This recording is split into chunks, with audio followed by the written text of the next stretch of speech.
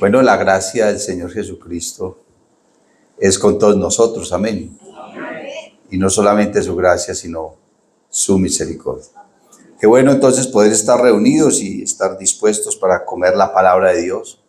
Y de esta misma manera entonces saludamos a todas las personas que están allí al frente de su pantalla a través de este medio de YouTube. Gloria al Señor Jesús, siguiendo entonces esta programación tan especial. Dice la Biblia en el libro de Apocalipsis, el capítulo número 1, tiene como título La revelación de Jesucristo. Amén. La revelación de Jesucristo que Dios le dio para manifestar a sus siervos las cosas que deben suceder pronto. Y la declaró enviándola por medio de su ángel a su siervo Juan, que ha dado testimonio de la palabra de Dios y del testimonio de Jesucristo y de todas las cosas que ha visto. Bienaventurado el que lee y los que oyen las palabras de esta profecía y guardan las cosas en ella escritas, porque el tiempo está cerca. Oremos. Padre celestial, Dios todopoderoso, bendito Rey, santo eres Cristo Jesús.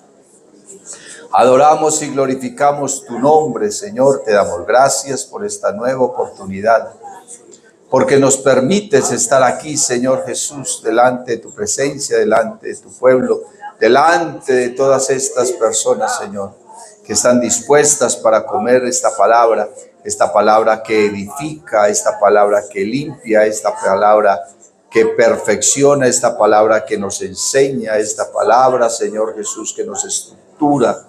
Oh, maravilloso Dios. Gracias, Cristo Jesús. En tu nombre santo, maravilloso Rey de la gloria. Amén y amén. Gloria al Señor. Por favor, pónganse cómodos. Gloria al Señor Jesús. Pero no tanto que se vaya a dormir. ¿Cierto que no? Gloria al Señor Jesús. Más bien con el deseo de poder alimentarnos de esta palabra y poder crecer un poco más y más. Gloria al Señor Jesús. Bueno, precisamente la Biblia nos está hablando de la revelación de Jesucristo. Y uno entiende por la Escritura, hermano, que Dios nunca se le ha escondido al ser humano. Por lo contrario, Dios siempre le ha hablado al hombre, se le ha manifestado. Y siempre Dios ha tenido en cuenta al ser humano para sus propósitos. Amén.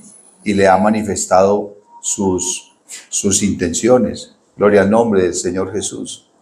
Por ejemplo, cuando Dios iba a enviar el diluvio, pues Dios habló con su siervo. Amén. Le anunció lo que iba a hacer, el propósito que tenía. Y le dijo que lo iba a guardar a él y a su familia. Amén. Dios no le ocultó a Noé su propósito, y no que Dios quería hacer algo, ¿cierto?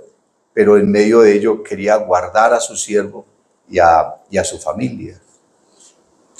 Cuando Dios iba a destruir las ciudades de la llanura, que eran 5 ciudades, Sodoma, Gomorra, Zoar, no sé si usted recuerda las otras, Saín, creo, algo así. Eran 5 ciudades. Cuando Dios las iba a destruir, Dios le mostró primero a su siervo Abraham lo que iba a hacer. No se lo ocultó. Amén. Le reveló, le mostró, le manifestó su propósito y lo que iba a hacer, y cómo Dios quería salvar de esas ciudades a algunos. Entonces Abraham comprendió y le dijo al Señor: Señor, si allá hubiesen 50 justos, tú no los destruyas. Y él dijo: si hubiesen 50 justos, no destruyas.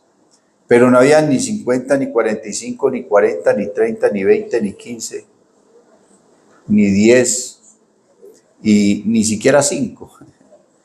Porque solamente estaba Lot su esposa y sus 2 hijas. Y de las 4, o de los 4, una miró hacia atrás y solamente salieron de aquel lugar 3 personas, pero sin embargo Dios le mostró a ellos lo que pensaba hacer. Bendito el nombre del Señor Jesús. Cuando Dios iba a destruir a Sodoma, a Nínive, pues envió, ¿cierto?, a Jonás para que anunciara y advirtiera lo que iba a hacer. No les ocultó su propósito tampoco. Y uno mira en todo el recorrido bíblico que el Señor siempre le estuvo mostrando a su pueblo lo que iba a suceder y quería guardar a los suyos. Por ejemplo, cuando uno lee el Evangelio según San Mateo, en el capítulo 24, gloria al Señor Jesús. El Señor está reunido allí con sus discípulos. Amén. Y desde el capítulo 23 del verso 37 está el Señor haciendo un lamento. El Señor se está quejando. ¿Cómo sería eso? Hubo momentos con el Señor que uno se pone a pensar, ¿cómo sería esa situación? ¿Cómo sería haber visto al Señor en ese momento, en esas circunstancias? Por ejemplo, haberlo visto allá en el monte Tabor, transfigurado, sus vestidos resplandecientes, su rostro. Amén, gloria al Señor Jesús. Pero también cómo fue de pronto haberlo visto allá en el monte de los Olivos, orando y sudando sangre, ¿cierto? En una angustia, porque el Señor en ese momento tenía pánico. Uno dice, no, pues que Él es Dios, ¿cómo le iba? Pero la Biblia dice, angustiado Él y afligido. Él no estaba ahí tan tranquilo, no, yo soy Dios y dentro de 3 días me levanto. No, porque lo que le venía, hermano, era algo tremendo, era algo duro. Lo iban literalmente, muchas gracias, Jess, lo iban literalmente a desgarrar. El libro de los Salmos dice, sobre sus espaldas araron los aradores. Dice, hicieron largos surcos. Imagínense, le arrancaron la piel, literalmente le arrancaban las barbas. Esa corona, hermano, tenía unas espinas de casi 3 pulgadas que le atravesaban la sien. Bendito el nombre del Señor Jesús. Estaba desnudo, azotado. Dice por ahí un predicador, en debilidad y en vergüenza. Entonces el Señor, cuando estaba allá en el monte de los Olivos, dice la Biblia, angustiado Él y afligido, no abrió su boca. Como cordero fue llevado al matadero y como oveja delante de sus trasquiladores, enmudeció y no abrió su boca. Bendito el nombre de Jesús. Entonces, haberlo visto en esa circunstancia, haberlo visto allá colgado en la cruz, ¿cómo sería? Y este fue uno de los momentos, porque el Señor estaba allá en el monte mirando la ciudad de Jerusalén, y los discípulos estaban ahí y lo veían y oían lo que él decía. Él decía, Jerusalén, Jerusalén, que matas a los profetas y apedreas a los que te son enviados. ¿Cuántas veces quise juntar a tus hijos como la gallina junta sus polluelos debajo de sus alas y no quisiste? Y usted se ha pensado en el verso 38 y el verso 39. Eso es una profecía escatológica que el Señor hace sobre la ciudad de Jerusalén. Les dice, he aquí vuestra casa os es dejada desierta, porque os digo que desde ahora no me veréis hasta que digáis, bendito el que viene en el nombre del Señor. Eso es una profecía que el Señor, hermano, está proclamando ahí. Él ahí estaba cumpliendo un oficio de profeta. Entonces ya en el capítulo 24 los discípulos quedaron inquietos por lo que el Señor había dicho. Y entonces dice el verso 1, cuando Jesús salió del templo y se iba, se acercaron sus discípulos para mostrarle los edificios del templo. Respondiendo él les dijo, ¿veis todo esto? De cierto os digo que no quedará aquí piedra sobre piedra que no sea derribada. Bendito el nombre del Señor Jesús. Y estando él sentado en el monte de los olivos, los discípulos se le acercaron aparte, diciendo: dinos, ¿cuándo serán estas cosas? ¿Y qué señal habrá de tu venida y del fin del siglo? Entonces resulta que el Señor, acá en los versos 37, 38 y 39, está hablando de dos cosas diferentes. En el verso 38 está diciendo: he aquí vuestra casa os es dejada desierta. Está hablando de Jerusalén. Pero en el verso 39 ya está hablando de su venida. Amén. Dice: porque os digo que desde ahora no me veréis hasta que digáis: bendito el que viene en nombre del Señor. Pero está hablando de su venida no por la iglesia, sino cuando Él vuelva, pero a defender al pueblo de Israel que esté siendo amasacrado en la guerra de Armagedón. Amén. Tenga eso ahí, esos dos daticos. Ahora el Señor vuelve otra vez y está mirando la ciudad de Jerusalén. Y les dice: ¿veis todo esto? De cierto os digo que no quedará aquí piedra sobre piedra que no sea derribada.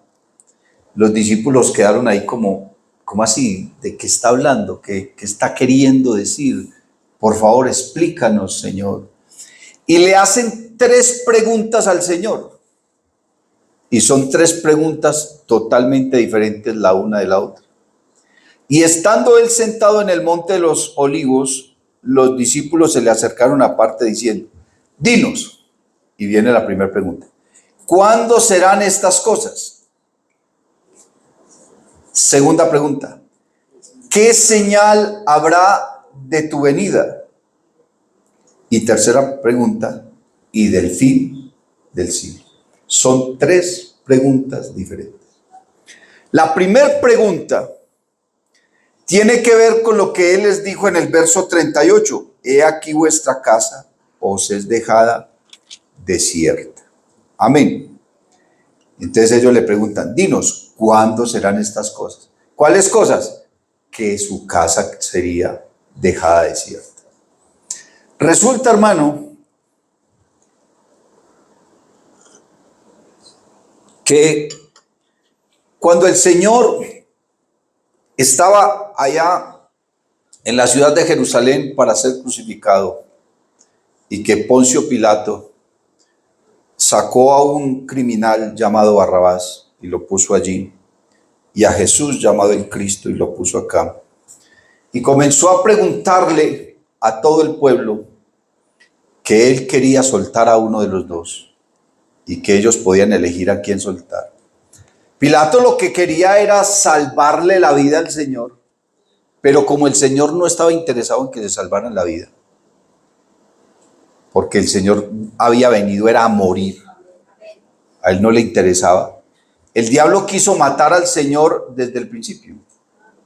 Cuando el Señor nació, mandó a matar a todos los niños. Luego al Señor quisieron arrojarlo por un abismo y él se les desapareció. En algunas ocasiones quisieron apedrearlo. En otra ocasión el diablo lo llevó a un lugar alto y le dijo: mira, tírate de aquí. Porque la Biblia y la Escritura dice que sus ángeles, para que se tirara y se matara. Porque el diablo no quería que el Señor fuera a la cruz. Yo escuché a un predicador diciendo que cuando el Señor estaba muriendo en la cruz, el diablo estaba haciendo fiesta: lo maté, lo maté. Y yo miro en la Biblia otra cosa.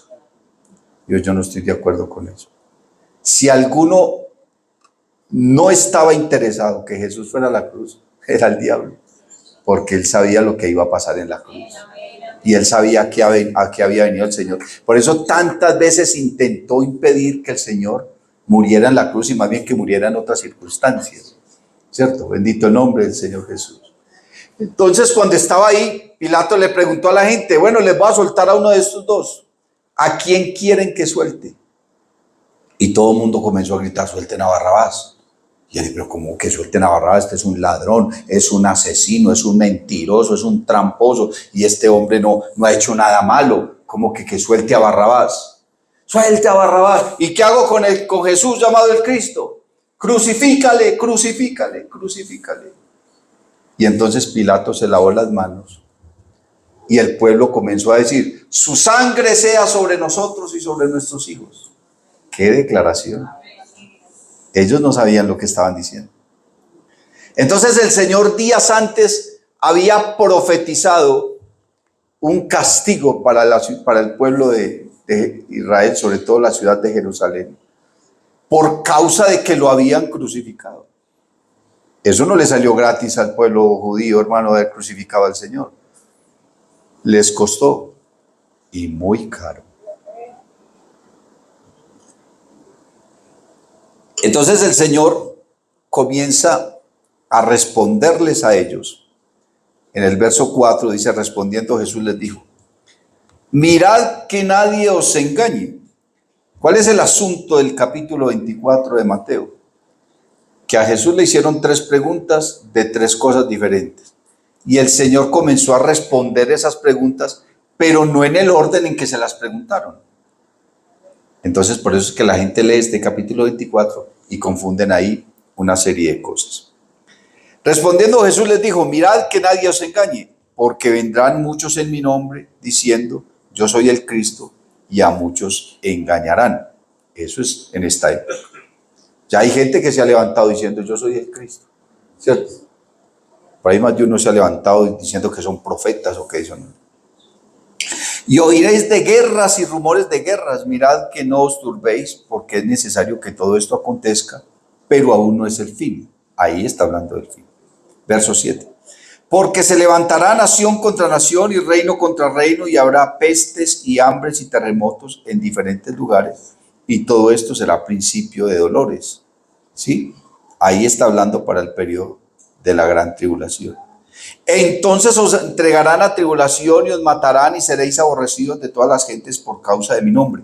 Recuerde que le está hablando sus discípulos, pero aún estaban en ese periodo de la ley. No estaba hablando así como la iglesia. Verso 10, muchos tropezarán entonces y se entregarán unos a otros y unos a otros os aborrecerán, y muchos falsos profetas se levantarán y engañarán a muchos, y por haberse multiplicado la maldad, el amor de muchos se enfriará. Mas el que persevere hasta el fin, este será salvo. Y será predicado este evangelio del reino. No está hablando del evangelio de la gracia, sino del evangelio del reino, que es predicado al pueblo de Israel, en todo el mundo para testimonio a todas las naciones, y entonces vendrá el fin. Por tanto, cuando veáis en el lugar santo la abominación desoladora de que habló el profeta Daniel, el que le entiende, ahí está hablando es de la gran tribulación, cuando el anticristo se siente en el trono de Dios y diga que él es Dios. Y ahora en el verso 16 les voltea otra vez la pregunta, porque es que ahí es donde tiene que tener el estudiante de la palabra el discernimiento para comprender lo que el Señor está diciendo. Entonces los que estén en Judea huyan a los montes, el que esté en la azotea no descienda para tomar algo de su casa, y el que esté en el campo no vuelva atrás para tomar su capa. Mas hay de las que estén en cinta y de las que críen en aquellos días. Orad pues que vuestra huida no sea en invierno ni en día de reposo, porque habrá entonces gran tribulación, cual no la ha habido desde el principio del mundo hasta ahora, ni la habrá. Ese verso 21 también está hablando de la gran tribulación. Pero del verso 16 al verso 20 está hablando de lo que les dijo inicialmente, que vuestra casa sería dejada sola. Ustedes saben que el pueblo de Israel perdió su territorio. ¿Por qué perdió el pueblo de Israel su territorio? Porque ellos le dijeron a Pilatos que la sangre de Cristo fuera sobre ellos y sobre sus hijos. Nos ubicamos en el año 70 después de Cristo. Hacía 3 años había muerto el apóstol Pablo.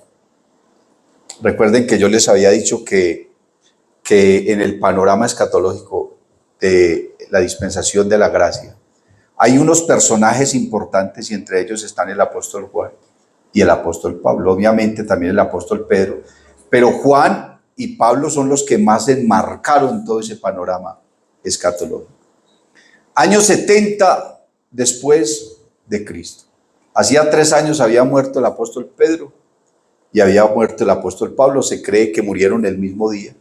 Pablo decapitado en la plaza de Jerusalén y el apóstol Pedro crucificado boca abajo en las afueras de la misma ciudad de Roma, de la ciudad de Roma. En esos últimos 2 o 3 años antes del año 70, comenzaron una cantidad de revueltas y de batallas, digamos así, de paros cívicos y de guerra, una guerra civil que los judíos tuvieron con los romanos, porque ellos querían liberarse de la opresión de los romanos. Porque los romanos controlaban al pueblo de Israel, lo controlaban políticamente, militarmente, económicamente y hasta religiosamente, porque los judíos no podían nombrar el sumo sacerdote sin permiso de los romanos. O sea, no era Dios el que escogía el sumo sacerdote y no los romanos. ¿Cómo había caído el pueblo de Israel? Entonces, en el año 70 se levanta un emperador llamado Vespasiano. Y Vespasiano, que era ese emperador, estaba nuevecito estrenando el trono, tenía un hijo que se llamaba Tito. Y a Tito lo nombró general de los ejércitos de Roma. Y entonces, como tenía a los judíos ahí haciendo guerras, batallas, revueltas, se habían convertido, digámoslo así de alguna manera, en unas batallas, unas guerras de guerrilla. Y los judíos le estaban dando duro a los romanos. Entonces, Vespasiano mandó a su hijo con un ejército grande de cientos de soldados a que rodeara la ciudad de Jerusalén y la sitiara. Sitiarla es que ellos hacen un campamento al lado, todo rodeando la ciudad, de modo que de la ciudad no entraba nadie ni salía nadie. Quedó sitiada, ahí quedaron bloqueados. No entraba nadie ni salía nadie. Y ahí estuvieron meses. Al punto que dentro de la ciudad llegaron a un desespero tan inmenso que se acabó la comida. Y entonces la Biblia dice, ay de las que estén encinta y de las que críen en aquellos días. ¿Por qué? Porque era tanta el hambre que se volvieron caníbales y se comían los niños. Las mujeres que estaban encinta le sacaban el bebé. Imagínense cómo eso tuvo que haber sido algo terrorífico. ¿A qué punto llegó esa gente, hermano, en esas condiciones allá en la ciudad de Jerusalén, que mataban a los niños, se los comían, y a las mujeres en embarazo las mataban, les sacaban el bebé y se los comían? Por eso dice, eso lo puede buscar usted, hermano, en YouTube, en cualquier red, la destrucción de Jerusalén, año 70 después de Cristo. Y se puede dar cuenta de lo que estamos hablando.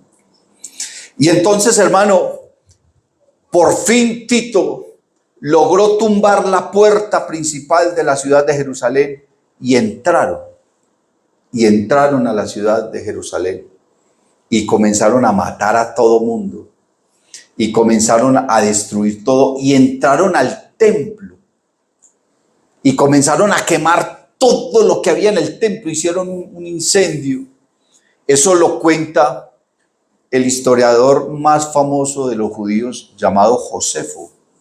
Josefo escribió una serie de libros llamados Las Reliquias de los Judíos. De pronto usted lo quiere leer ahí. Josefo habla de todo, es un historiador judío. Y es más, él dice que él estuvo presente ahí en la destrucción de Jerusalén y logró rescatar sus libros y todas esas cosas. Y entonces los soldados entraron, hermano, y tenían tanta ira de tanto tiempo allá afuera, están acumuladas ahí, que comenzaron a quemarlo todo. Pero un grupo de sacerdotes tomaron el arca de la alianza, el arca del testimonio, la alzaron y se fueron y se metieron a las catacumbas, porque había unas catacumbas debajo de la ciudad de Jerusalén. Y quién sabe por allá dónde salieron. El caso es que al día de hoy no han podido encontrar el arca de la alianza. Pero el arca está por ahí. Porque uno de los requisitos para reconstruir el templo de Jerusalén es tener el arca, y el arca original, no una copia. El arca original que construyó Moisés Tienen que tener esa arca, está en alguna parte. Uno busca en YouTube y eso dicen un poco de cosas, que está no sé en dónde, que ya la encontraron no sé en dónde, ni se sabe, ¿cierto? Pero finalmente no hay una noticia oficial que diga que el arca del testimonio la encontraron. Pero un grupo de sacerdotes lograron rescatar el arca y se fueron con ella y no se sabe. Pero la ciudad de Jerusalén quedó destruida. Y el pueblo de Israel entró en unas guerras, hermano, contra los romanos. Y el pueblo de Israel perdió su territorio porque se inició lo que se conoce en la historia como la diáspora judía. Quiere decir que los judíos abandonaron su territorio y perdieron todo lo que Dios les había dado allá. Por eso el Señor Jesús les dijo que su casa sería dejada desierta. Los judíos escapan entonces de Israel y se vuelven peregrinos por todo el mundo. Yo no sé si usted ha escuchado por ahí el cuento del judío errante, ¿cierto? Que andaban de lugar en lugar, de lugar en lugar, porque no tenían patria. Ellos perdieron su patria. No perdieron su nacionalidad, perdieron fue su patria, perdieron fue su territorio. Divagaron por más de 40 países y de todos los países los echaban. Y los echaban porque ellos llegaban a un país y ellos comenzaban a prosperar. Los judíos desde el principio tenían promesa de bendición y de prosperidad. Y entonces ellos comenzaban a enriquecerse y los nativos de ese país comenzaban a empobrecerse. Entonces los echaban. ¿Usted cree que qué causó la Segunda Guerra Mundial? La causó dos cosas. Una, que Adolfo Hitler quería una raza pura y una raza perfecta. Entonces él quería apoderarse del mundo entero y acabar con todos los que él consideraba razas impuras. Mire, una idea loca de una persona lo que causó una guerra mundial. Y era que la raza humana se purificara en los alemanes. Y lo segundo, acabar con los judíos. Porque cuando los judíos llegaron a Alemania y a Polonia y a todas esas ciudades importantes europeas y de los Países Bajos, entonces los judíos comenzaron a enriquecerse y Alemania estaba pasando por una crisis, hermano, económica y política, al punto que nombraron como presidente de su nación a un militar llamado Adolfo Hitler. Él era un militar. Y entonces él tomó el poder, hermano, y él dijo, la única manera de levantar nuestra nación es quitándole la riqueza a todos esos judíos, tomar sus riquezas y nosotros entonces levantarnos. Y era tanta la riqueza que tenían los judíos que Alemania logró formar un ejército y tener un armamento que estuvo a punto, hermano, de apoderarse de Europa. Le faltó muy poquito a Hitler para apoderarse de Europa, la mayoría. ¿Pero qué tuvo que hacer? Matar judíos, hermano, como dicen por ahí, a granel. Más de 6 millones de judíos murieron en el holocausto nazi, hermano, en los campos de concentración. Más de 6 millones que se conocen. Falta ver cuántos murieron que nunca se reportaron, ¿cierto? Bendito el nombre del Señor. Y toda esa persecución judía fue profecía del Señor Jesucristo en estos textos. Entonces el Señor le dijo a los discípulos, cuando estaba profetizando eso, les dijo, vea, cuando ustedes vean a Jerusalén rodeada de ejércitos, sepan que ya llegó la hora.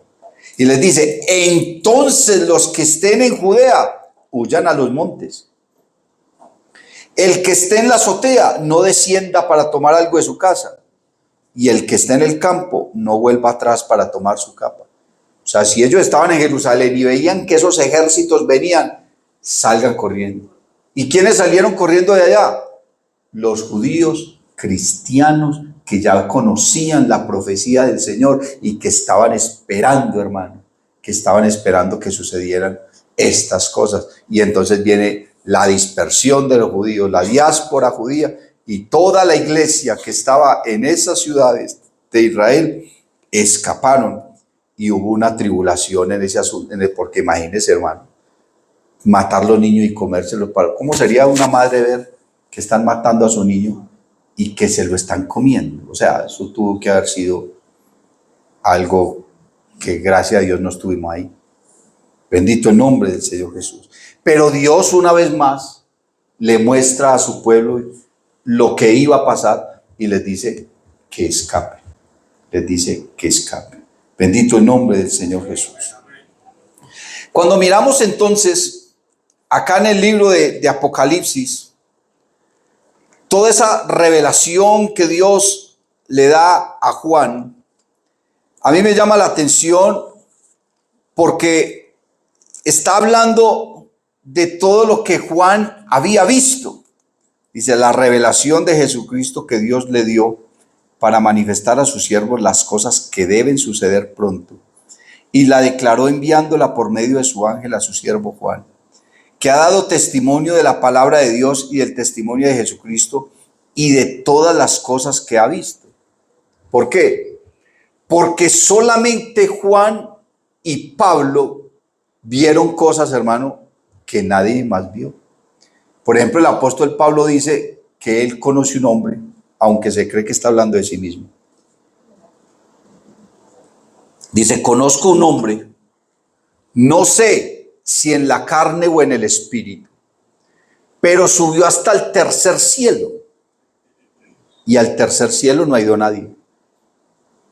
Ni Moisés, ni Elías, ni Lot, ni Enoc, perdón. Nadie, porque la Biblia dice, nadie subió al cielo sino el que descendió al cielo. Porque una cosa es el cielo que nosotros vemos, otra cosa es el cielo donde están los ángeles y otra cosa es el cielo donde Dios está sentado en su trono. Bendito el nombre del Señor Jesús. Isaías vio algo parecido, pero Dios no le mostró todo esto, porque Isaías dice, en el año en que murió el rey Usías, vi yo al Señor sentado en un trono alto y sublime. Dice, y sus faldas llenaban el templo. ¿Por qué? Porque los reyes, cuando conquistaban un imperio, entonces le agregaban un bolero a sus faldas, a esas túnicas esplendorosas que tenían. Y entonces cada que conquistaban un reino le ponían un bolero y otro. Y entre más reinos conquistaba, más boleros tenía su. Pero la Biblia dice que las faldas del Señor llenaban el templo y el templo no era como el de la estrella. ¿Te imaginas un templo en el cielo cómo era? Tiene que ser una cosa rimbombante, gigante. Eso tiene que ser algo, hermano, donde los ángeles vuelan y adoran al Señor. Y dice que sus faldas, o sea, que Él se apoderó de todos los reinos, de todos los imperios existentes, seguramente en este mundo y fuera de este mundo también. Por eso dice, sus faldas llenaban el templo. Pero Isaías vio al Señor ahí. Pero fuera de eso, Dios no le mostró más nada. Pero Pablo dice, conozco a un hombre, no sé si en la carne o en el espíritu, subió hasta el tercer cielo, dice, y vio cosas que no le fueron permitido hablar de ellas. Y entonces, ¿qué dice Pablo? Yo solamente les puedo decir una cosa, mis hermanos. Tengo por cierto que las aflicciones del tiempo presente no son comparables con la gloria venidera que ha de manifestarse en nosotros. O sea, Pablo vio cosas, hermano, que digo, eso es muy grande, eso es una cosa. Y dice la Biblia, cosa que ojo no vio, ni oído yo, ni ha subido en corazón de hombre, son las que Dios tiene preparadas para los que le aman. Pero mire, Pablo vio todo eso, pero a Pablo no le fue permitido hablar de nada de eso. Pero Juan vio las mismas cosas y a él sí se le permitió hablar de ellas. Porque Juan es el único que vio todo, porque es que aquí lo que la Biblia dice, y del testimonio de Jesucristo y de todas las cosas que ha visto. ¿Cuántas cosas vio Juan? Juan vio al Señor en todas las formas. De eso hablábamos la semana pasada. Juan vio al Señor así como un hombre normal. Cuando Juan andaba con el Bautista, ¿cierto? Él estaba ahí cuando el Bautista señaló a Jesús y dijo, he aquí el Cordero de Dios que quita el pecado del mundo. Juan estaba ahí cuando el Bautista dijo, no es necesario que él crezca y que yo me. Y él veía a Jesús y lo veía como un hombre normal. No, pues que ese es primo mío, es hijo de mi tía María. ¿Cierto? Porque la madre de Juan y la Virgen María, madre de Jesús, eran hermanas. Zebedeo, el padre, era cuñado de María. Salomé y Zebedeo eran personas adineradas y ayudaban económicamente al ministerio del Señor Jesús. Y entonces Juan conoció a Jesús ahí normal. Pero luego comenzó a verlo, hermano, en su obrar diario, cómo predicaba y cómo la gente se convertía, cuando reprendía a un demonio, cuando sanaba a un enfermo, cuando limpiaba a un leproso, cuando le devolvía la vista a los ciegos, ahí estaba el Señor. Cuando escupió en el suelo y hizo lodo y le tocó los ojos a ese ciego y le dijo, ve al estanque del Siloé y lávate, y regresó viendo. Juan estaba ahí viendo todo eso. Juan, hermano, estaba con Jesús allá en el monte de la transfiguración cuando el Señor se transformó y sus vestidos resplandecían, su cabello se volvió blanco y resplandecía. Eso tuvo que haber sido, hermano, al punto que ellos tres que estaban, Pedro, Jacobo y Juan, se quedaron ahí. Señor, quedémonos aquí toda la vida. Hagamos 3 enramadas y nos quedamos aquí toda la vida contigo. Porque eso tú, ¿has visto al Señor así? Estaba normal con sus vestidos ahí, seguramente polvorientos, y de un momento a otro, eso tuvo que hacer algo muy maravilloso. Juan estaba ahí, hermano, cuando el Señor entró a la casa de la hija de Jairo, a la habitación, y le dijo a todo el mundo, sálganse de aquí, sálganse de aquí. La niña no está muerta, ya está. Y todo el mundo burlando, y sacó a todo el mundo, y se entró para allá, hermano, y ahí estaban Pedro, Jacobo y Juan, y delante de ellos le dijo a la niña, Tabita, a ti te digo, levántate. Uy, hermano, yo veo que un muerto se levanta y yo la carrera que pegó, hermano. Ver al Señor levantando un muerto.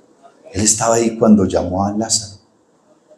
Bendito el nombre de Jesús. Juan lo vio muerto al Señor. Lo vio desnudo. Vio la desnudez de su Señor, hermano. Bendito el nombre de Jesús. Vio la desnudez de su Señor. Lo vio ahí crucificado. Y el Señor le habló. Le dijo, hijo, he ahí a tu madre. ¿Sabe qué le estaba diciendo? Hijo, cuide a su tía. Porque Jesús a María nunca le dijo madre. Siempre le decía mujer. Lean la Biblia. Y en ninguna ocasión el Señor Jesús le dijo a María, mamá o mamita, nunca le dijo. Siempre le decía mujer. Y entonces enseguida miró a María y le dijo, mujer, he ahí a tu hijo. O sea, él la va a cuidar. Él va a responder por usted. Bendito el nombre del Señor Jesús. Y lo vio muerto, lo vio traspasado. Luego lo vio resucitado. Y ahora aquí en Patmos lo ve glorificado. Y no solamente lo ve glorificado, comienza a ver, hermano, una cantidad de cosas. Mire, Juan es el último de los apóstoles, el último de los apóstoles. Años después de que la ciudad de Jerusalén es destruida y es dejada sola y ya se dio la diáspora judía y todos los judíos escaparon de ese territorio, incluyendo Juan, que también le tocó escapar. Y que en varias ocasiones intentaron matarlo. Hasta lo echaron por ahí en una tea llena de aceite hirviendo para que se fritara, que se cocinara y no se le quemó ni un pelo. Bendito el nombre del Señor Jesús. Entonces, Juan, hermano, es tomado preso y un emperador llamado Domiciano lo manda preso a una isla llamada Patmos. Las fechas, hermano, son inciertas. Yo he consultado en varios diccionarios, he consultado en compendios, he escuchado predicadores, he escuchado mucha gente hablando de eso. Y las fechas no son muy precisas, porque estamos hablando hace más de 2000 años y quién va a dar una fecha precisa de tanto tiempo. Pero se cree que más o menos entre el año 95 después de Cristo y el año 96, Juan es enviado a la isla de Patmos. Y estuvo en la isla de Patmos poco menos de 2 años. Estuvo en la isla de Patmos poco menos de 2 años. Y inclusive por ahí leía en alguna ocasión que a Juan le tuvieron que cambiar el nombre allá en Patmos para que no lo mataran. Lo llamaban Teófilo. Y entonces Juan, estando allá, estando Juan allá, bendito el nombre del Señor Jesús. Dice la Biblia en el verso 9, yo Juan, vuestro hermano, y copartícipe vuestro en la tribulación, en el reino y en la paciencia de Jesucristo, estaba en la isla llamada Patmos por causa de la palabra de Dios y el testimonio de Jesucristo. Yo estaba en el Espíritu, o sea, ese hombre estaba orando, pero estaba ya no durmiéndose ni estaba era orando de verdad. Por eso dice que cuando ores, ora. Yo estaba en el Espíritu en el día del Señor, o sea, un día de reposo, un sábado. Y oí detrás de mí una gran voz como de trompeta que decía, yo soy el alfa y la omega, el primero y el último. Usted se imagina uno estar ahí orando, hermano, y enseguida escuchar una voz como de trompeta, como diría esa autoridad y esa voz poderosa del Señor. No trata de imaginarse la voz del Señor. La Biblia dice que era como el estruendo de muchas aguas. O sea, una voz tronante, dice la Biblia, tronó Jehová, se vistió de magnificencia. Gloria al Señor Jesús. Y entonces el Señor le habló por detrás, ¿cierto? Y oí detrás de mí una gran voz como de trompeta que decía, yo soy el alfa y la omega, el primero y el último. Escribe en un libro lo que ves y envíalo a las 7 iglesias que están en Asia, a Éfeso, Esmirna, Pérgamo, Tiatira, Sardis, Filadelfia y Laodicea. Y me volví para ver la voz que hablaba conmigo, y vuelto, vi 7 candeleros de oro, y en medio de los 7 candeleros a uno semejante al Hijo del Hombre. Esos candeleros, hermano, gloria al nombre del Señor Jesús, lo dice acá en Apocalipsis, en el verso 20, el misterio de las 7 estrellas que has visto en mi diestra y de los 7 candeleros de oro. Las 7 estrellas son los 7 ángeles de las 7 iglesias, o sea, los pastores de esas iglesias, y los 7 candeleros que has visto son las 7 iglesias. Amén. O sea, que Dios ve la iglesia como un candelero ardiendo con el fuego de su Espíritu Santo. Por eso Pablo dice, aviva el fuego del don de Dios que está en ti. Sí me hago entender, mi hermano. Y me volví para ver la voz que hablaba conmigo, y vuelto vi 7 candeleros de oro. O sea, que él vio las 7 iglesias y lo que estaba sucediendo con cada una de esas iglesias. Y en medio de los 7 candeleros a uno semejante al Hijo del Hombre.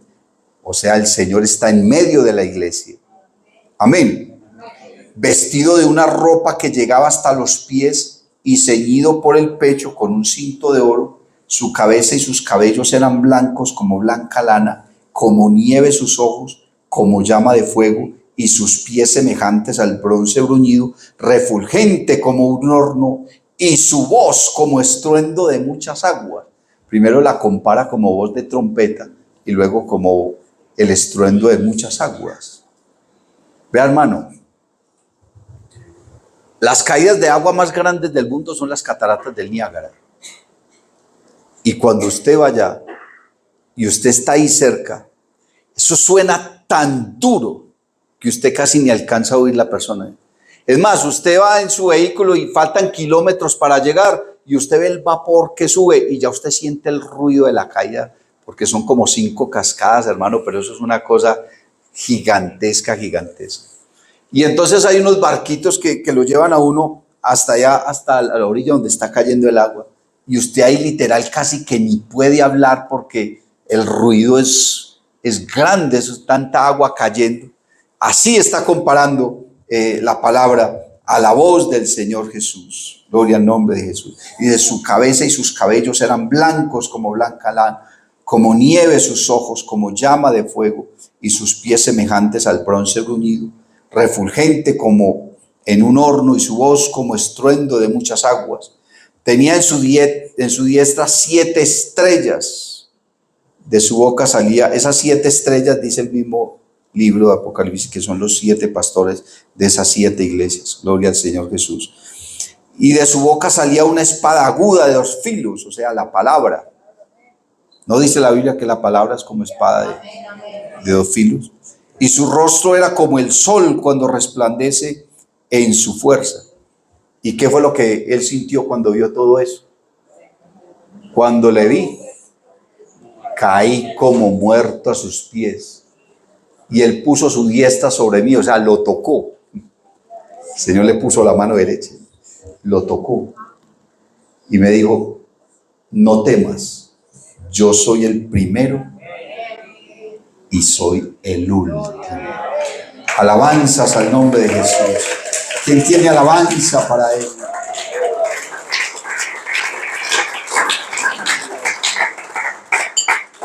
Ahora, entonces la Biblia está hablando ahí de 7 candeleros, que son las 7 iglesias. Está hablando de 7 estrellas, que son los predicadores de esas iglesias. Y Dios le dice, escribe esto y envíalo a las 7 iglesias. Eran 7 congregaciones que estaban en el oeste asiático. Amén. Ahí a orillas del mar Mediterráneo, lindando prácticamente con Europa. Y entonces cada una de esas iglesias estaba viviendo unas circunstancias y estaba viviendo una situación.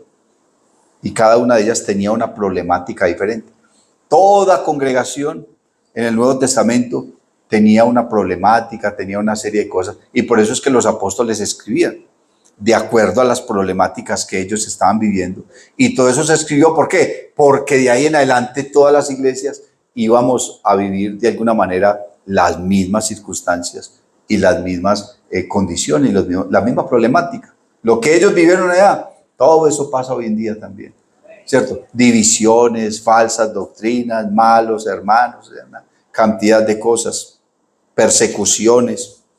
Pero al mismo tiempo, cada una de esas iglesias habría de representar un periodo de la dispensación de la gracia, porque así como la historia bíblica se divide en 7 dispensaciones, ¿cierto? Que son la inocencia, la conciencia, el gobierno humano, la promesa, la ley, la gracia y la última que será la gran tribulación y el milenio.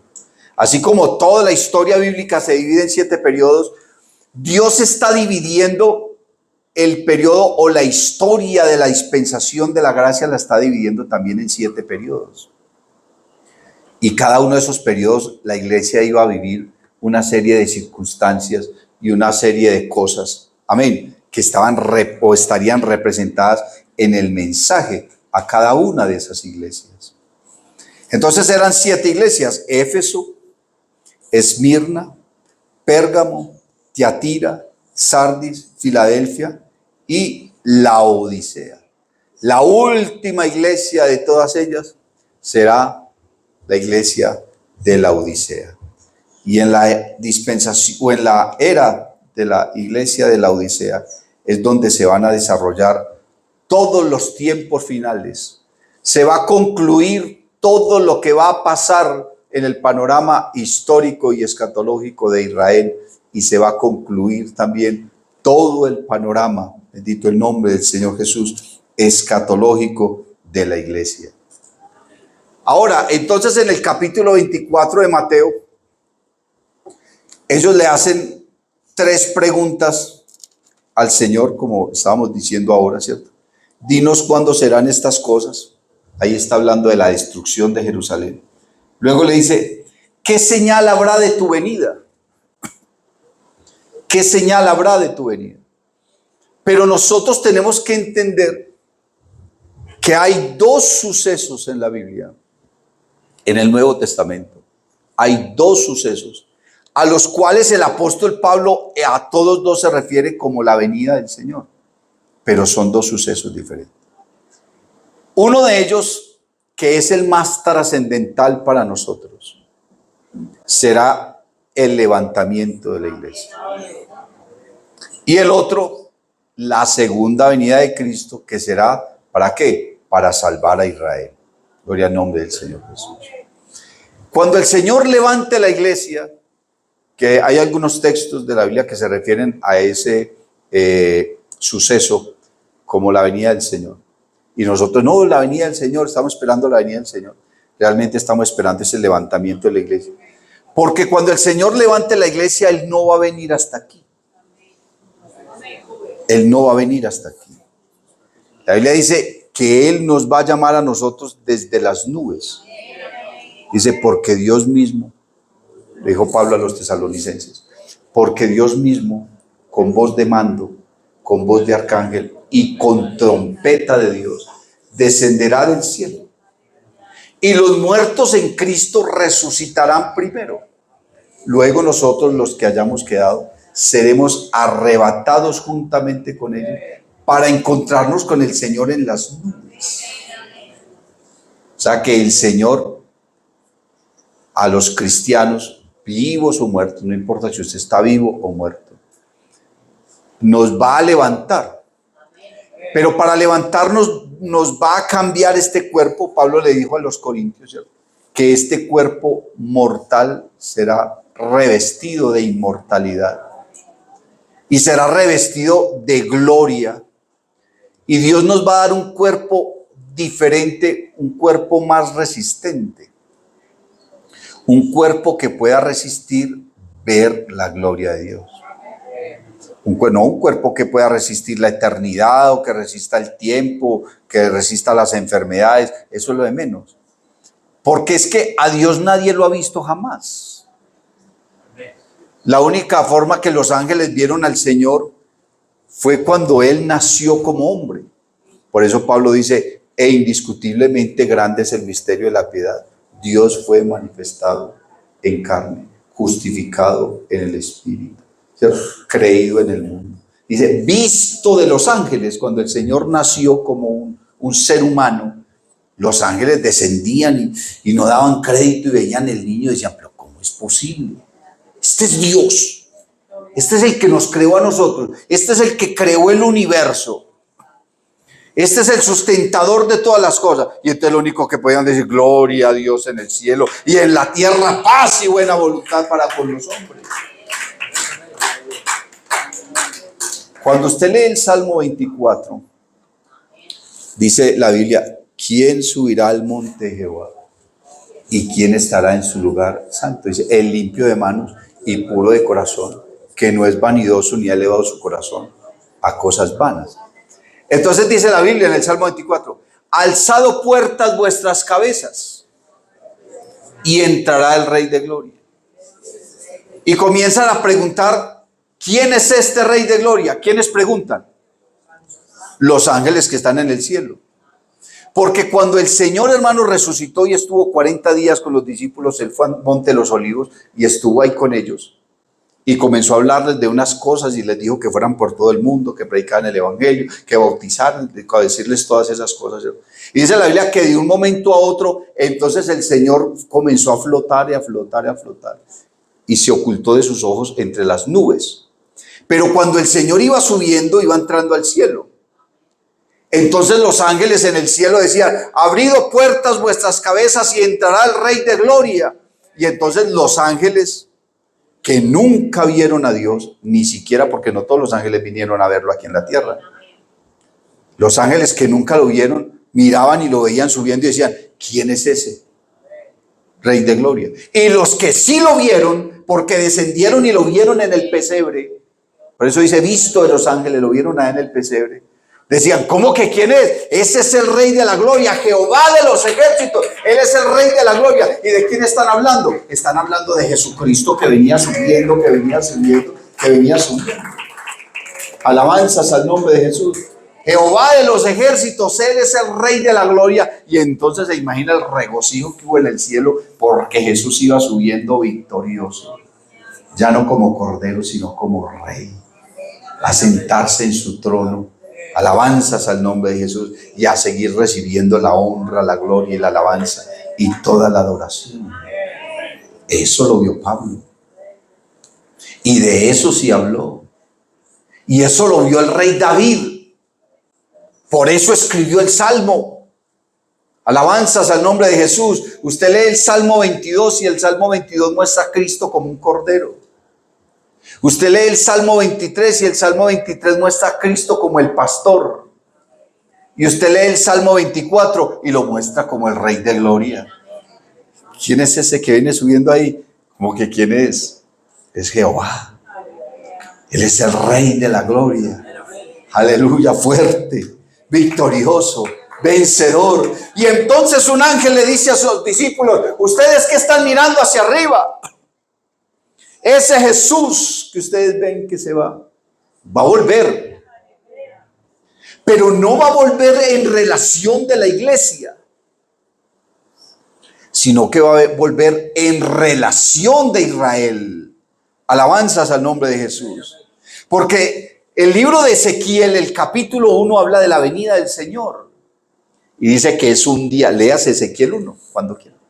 Dice que es un día de tormento, un día oscuro, cuando el anticristo está masacrando al pueblo de Israel en el valle de Megiddo, hermano, cuando lo está destruyendo en medio de esa tormenta y en medio de esa tempestad y en medio de los misiles y de las ametralladoras y en medio de todo eso, se va a abrir el cielo.